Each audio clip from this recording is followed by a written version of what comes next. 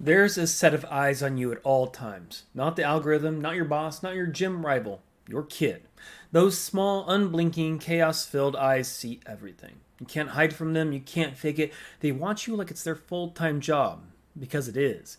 And here's the truth most parents don't want to hear: your kid won't become who you tell them to be, they'll become who you are. You can tell them to work hard, but if you hit snooze 10 times, they'll learn sleep wins over discipline. You can tell them to be strong, but if they never see you struggle and push and sweat, strength is just a word. You can tell them to eat their veggies, but if your lunch is 6 Oreos and a Red Bull, they'll get the real message. It's not about what you say, it's about what you show. If you're a parent who trains, if you're out there lifting when you could be lounging, running when you could be scrolling, walking with your 3-year-old instead of parking them in front of a screen, you're going to be building a legacy without saying a word. Today's episode is leading your kids by lifting, not lecturing. Discipline isn't taught, it's modeled. And leadership starts with the rep they see you do, not the one you tell them to try. Let's dig into it. If kids actually listened, every toddler would brush their teeth, never touch a stove, and eat kale with a smile. But they don't. Because they don't follow orders, they follow examples. Your kid isn't tuned into your TED Talk and responsibility. They're watching you.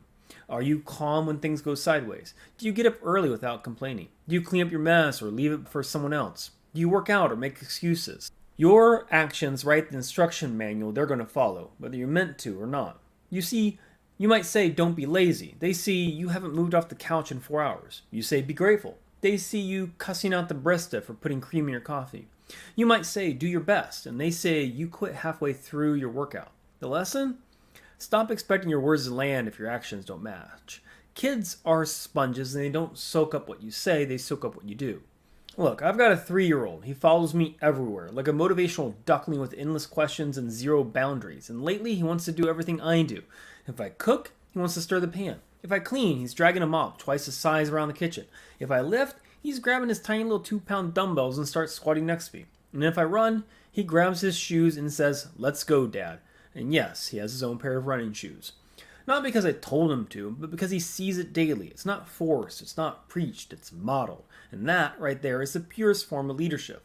It's not the loudest voice in the house, but the one that quietly shows up again and again until the lesson writes itself. There's a myth that being a strong parent means being loud, being strict, being the influencer.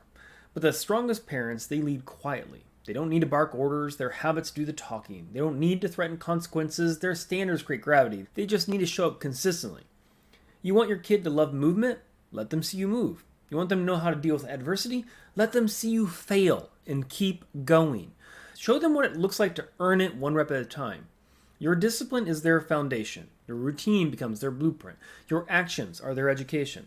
Lead quietly, lead relentlessly, because they're watching more than you realize.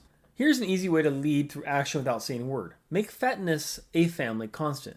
And no, it doesn't have to be 2 hours in a barbell dungeon, but your kid should see you move every day. Push-ups, walks, squats, garage gym, chaos, whatever it is. It's not about the program, it's about the presence. They need to see the habit before they can believe it. And then let them participate. Don't shoo them away when they want to help. Let them load the plate. It might slow things down, it might look ridiculous. It might turn your AMRAP into an episode of Bluey. But it plants seeds, and those seeds grow. Resist the urge to give lectures. Let your efforts speak. They don't need a life coach, they just need a parent that lives it. Here's a mistake I see parents make all the time. They confuse control with leadership. They think yelling louder will fix behavior. They think punishments will instill values. They think their title mom or dad is all the credibility they need.